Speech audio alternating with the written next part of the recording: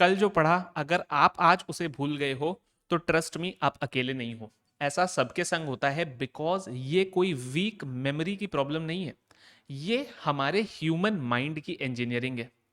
इसके लिए टेंशन लेने की जरूरत नहीं है, बल्कि हमारे स्टडी सिस्टम को चेंज करने की और रीडिजाइन करने की जरूरत है।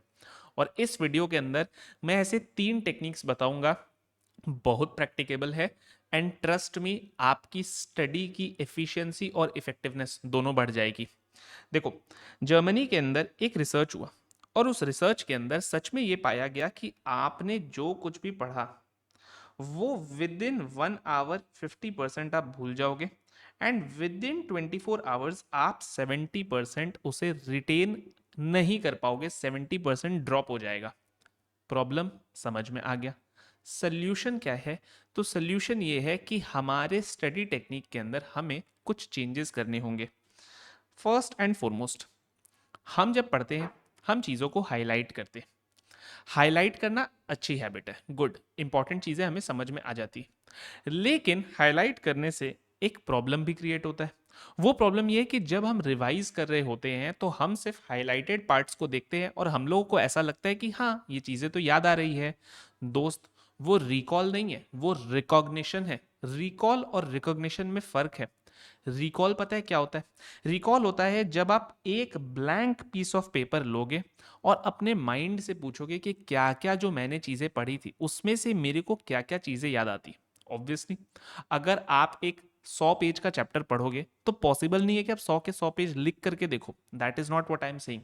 मैं आपको ये बोल रहा हूं कि आप कॉन्शियसली रिकॉल करने की कोशिश करो कि फॉर एग्जाम्पल अगर आप स्लम्प सेल पढ़ते हो तो स्लम्प सेल के अंदर फुल वैल्यू ऑफ कंसिडरेशन निकालने के लिए क्या फॉर्मूला है, क्या क्या चीज़ों को हम प्लस करते हैं, क्या क्या चीज़ों को हम माइनस करते हैं, अगर हम उसे क्विकली जॉट डाउन करें जस्ट रफ में, तो आपका पता है सही मेमोरी टेस्ट होगा। इससे क्या होगा सर? जब हम लोग हाइलाइटेड पार्ट को सिर्फ रीड करते हैं ना, that is a passive review. लेकिन जब हम ब्लैंक पेपर के ऊपर इंपॉर्टेंट चीज़ों को रिकॉल करते हैं, दैट इज एक्टिव रिट्रीवल। फर्क क्या है? इसके अंदर आपकी रिटेंशन पुअर है, लेकिन इसके अंदर आपकी रिटेंशन सुपर एक्सेलेंट हो जाएगी। और ये एक ऐसी चीज़ है जो मैंने देखा है कई सारे स्टूडेंट्स नहीं करते। जो करते हैं उन्हें उसकी बेनिफिट्स पता है, जो नहीं करते हैं ट्रस्ट मी वो इसी लूप में फंस जाते हैं। क्यों? क्योंकि हाईलाइटेड चीज़ को बार बार पढ़ना हमारे लिए कंफर्टेबल है। माइंड को ये सिग्नल जाता है कि हाँ मुझे तो ये चीज़ें पता है। लेकिन जब आप एक ब्लैंक पेपर के ऊपर रफली जॉट डाउन करना स्टार्ट करते हो कि मुझे एक्चुअली कितनी चीज़ें याद है और कितनी चीज़ें मैं भूल गया हूँ, तब आपको वो गैप्स आइडेंटिफाई होते हैं।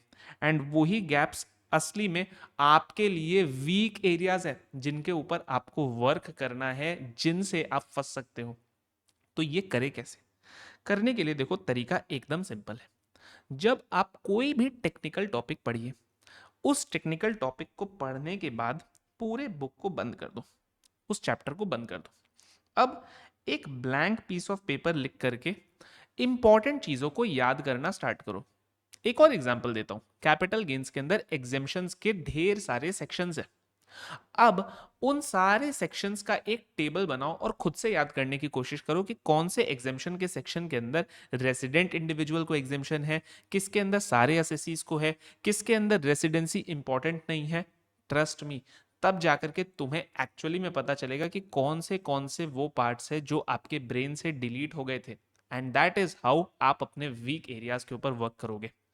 टेक्निक नंबर 2, जब हम एक बार पढ़ते हैं और वो चीज हमारा रिटेंशन ड्रॉप हो जाता है, हमें इमीडिएटली एक सर्टेन इंटरवल के बाद उसे वापस पढ़ के फ्रेश करना पड़ेगा। अब अगर वो ड्रॉप होगा ना, तो वो पुराने लेवल जितना ड्रॉप नहीं होगा, अब वो कम ड्रॉप होगा। सेकेंड रिवीजन के अंदर और इम्प्रोवाइज होगा, उसके बाद जो ड्रॉप होगा वो अगेन कम होगा। एंड फोर्थ रिवीजन के बाद यू विल फाइंड कि यस अब आपके दिमाग में चीजें बैठ जा रही है। इसीलिए आप देखोगे कि एग्जाम्पल देता हूं, जब आप इंटर के अंदर चैप्टर से 1 से स्टार्ट करते हो, मानो आपने हाउस प्रॉपर्टी से स्टार्ट किया, आप देखोगे कि आप हाउस प्रॉपर्टी को टुवर्ड्स द एग्जाम इतनी बार रिवाइज कर चुके हो, बिकॉज आप जब टैक्स पढ़ने बैठते हो आप हाउस प्रॉपर्टी से ही स्टार्ट करते हो। तो एट द एंड आप देखोगे एग्जाम तक हाउस प्रॉपर्टी तो आपका 7 to 8 रिविजन हो चुका है एंड यू आर कंफर्टेबल। लेकिन मानो यही कोई दूसरा सब्जेक्ट है, दूसरा चैप्टर है, let's say capital gains, let's say clubbing या सेट ऑफ, उसे आपने सिर्फ 1 या 2 बार पढ़ा है क्योंकि वो आपने एंड में किया, हड़बड़ी में किया, your mind is not comfortable, और वहां आप गलती कर देते हो। इसलिए हर चीज को स्पेस्ड तरीके से रेगुलरली रिवाइज करना पड़ेगा। आप बोलोगे सर ये पॉइंट बड़ा वेग है, रेगुलर का मतलब क्या है, बताता हूं। रेगुलर का मतलब है, साइंटिफिकली प्रूवन है कि आपको जब आपने फर्स्ट टाइम स्टडी किया उसके 3rd डे पर 1 घंटा जो भी आपने पहले स्टडी किया उसे रिवाइज करो। ज्यादा समय नहीं देना है, 30 मिनट से 1 आवर के अंदर अंदर में आप एक पूरे दिन के चीज को क्विक रिवीजन दे सकते हो, उतना ही देना है। उसके बाद 4 डेज के गैप के बाद यानी कि 7th डे पर generally you should spend 10 to 15 minutes revising what you studied on day 1 and then कुछ दिनों के गैप के बाद, साइंटिफिकली 21 डेज है लेकिन आप समझ लो 15 से 20 डेज के गैप के बाद वापस से बैठो और माइंड को रिकॉल करने के लिए मजबूर करो कि आपको क्या क्या चीजें याद है out of what you had studied. And in every revision आपको हाईलाइटेड पार्ट को रीड नहीं करना है, बल्कि आपको ब्लैंक पेपर के ऊपर, पहले ब्लैंक पेपर जरूरी नहीं है, आप बुक बंद करके खुद से माइंड में रिकॉल करने की कोशिश करो कि कितनी चीजें आपको याद आ रही है, कितनी चीजें आपको याद नहीं आ रही है। Trust me this is going to help you a lot, specially theory subjects like audit या लॉ के अंदर ये सुपर इफेक्टिव होगा। And then the third technique, ये इतनी सिंपल टेक्निक है, मैं स्टूडेंट्स को बोलता रहता हूं, आपने अगर कर लिया आप मुझे थैंक करोगे। हम क्या करते हैं, हम एक बार में एक सब्जेक्ट का पूरा ब्लॉक उठा लेते हैं। मानो आप अकाउंट्स पढ़ रहे हो, अब आप 12 डेज तक, 13 डेज तक, 15 डेज तक लगातार अकाउंट्स पढ़ते हो, उसे पूरा खत्म करते हो, एंड देन आप इस सब्जेक्ट को छोड़ करके एक लंबे जर्नी पे निकल जाते हो जहां आप लॉ, कॉस्टिंग, एफएमएसएम सब कुछ पढ़ते हो, और फिर 2 महीने बाद जाकर के वापस अकाउंट्स की बारी आती है। तब तक हम फिर से 0 या 10-15% पे पहुंच चुके होते हैं। ऐसे के करने के बजाय अगर आप इसे इंटरवीव कर दो कि एक बार में 2 से 3 सब्जेक्ट साइमल्टेनियसली चल रहे हैं, तो ट्रस्ट मी आप किसी भी सब्जेक्ट से बोर नहीं होंगे। दूसरा बात, आप हर सब्जेक्ट के टच में कहीं ना कहीं हो। एंड तीसरी और सबसे खास बात, मुझे एक क्वेश्चन का आंसर देना, क्या आप जब एग्जाम देने जाओगे तो आपको 15 डेज 20 डेज का टाइम मिलेगा क्या एक एक सब्जेक्ट को रिवाइज करने के लिए? वहां आपको 1.5 डे में रेडी होना पड़ेगा। तो अगर आपने इस तरीके से किया ना, तो आप पाओगे कि 1.5 डे रिवीजन आपके लिए ज्यादा स्मूदर है, बिकॉज माइंड क्विकली स्विच कर पा रहा है एक सब्जेक्ट से दूसरे सब्जेक्ट में। अदरवाइज आपके लिए माइंड का स्विच कर पाना, जिसे हम कॉग्निटिव एजिलिटी कहते हैं, वो डिफिकल्ट हो जाएगा। इस चीज को आप हर सब्जेक्ट के अंदर भी अप्लाई कर सकते हो। हम लोग जब कैपिटल गेन्स का क्वेश्चन सॉल्व करते हैं तो एक बार में 50-60 क्वेश्चंस कैपिटल गेन्स के कर लेते हैं। फिर उसके बाद हम पीजीबीपी आते हैं तो पूरे 100 क्वेश्चंस पीजीबीपी के लगा दिए। क्यों ना ऐसा किया जाए कि मिक्स एंड मैच किया जाए। आपको एग्जाम में क्या एक ही चैप्टर से क्वेश्चंस पूछे जाएंगे पूरे 100 मार्क्स के? नहीं। एग्जाम के अंदर क्वेश्चन 1 हो सकता है आपका पीजीबीपी का होगा, क्वेश्चन 2 हो सकता है हाउस प्रॉपर्टी का होगा, क्वेश्चन 3 सैलरीज का होगा, क्वेश्चन 4 क्लबिंग का होगा।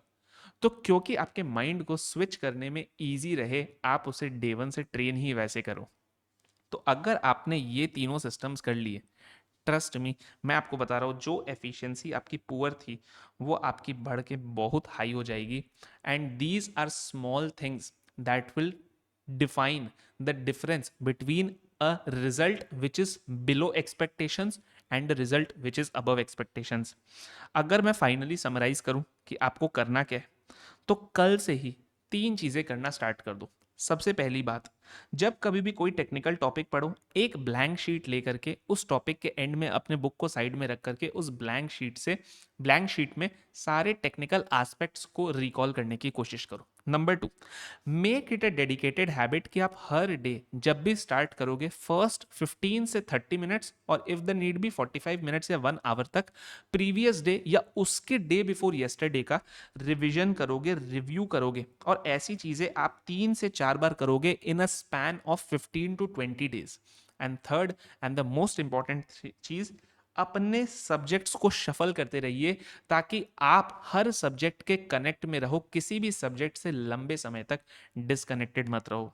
मैं आपको बस एक ही चीज बोलूंगा, आप अभी तक अपने ब्रेन के बायोलॉजी से डर रहे हो और उससे भिड़ रहे हो, फ्रिक्शन मत क्रिएट करो, बल्कि अपनी इंजीनियरिंग, अपनी हार्ड वायरिंग चेंज कर दो।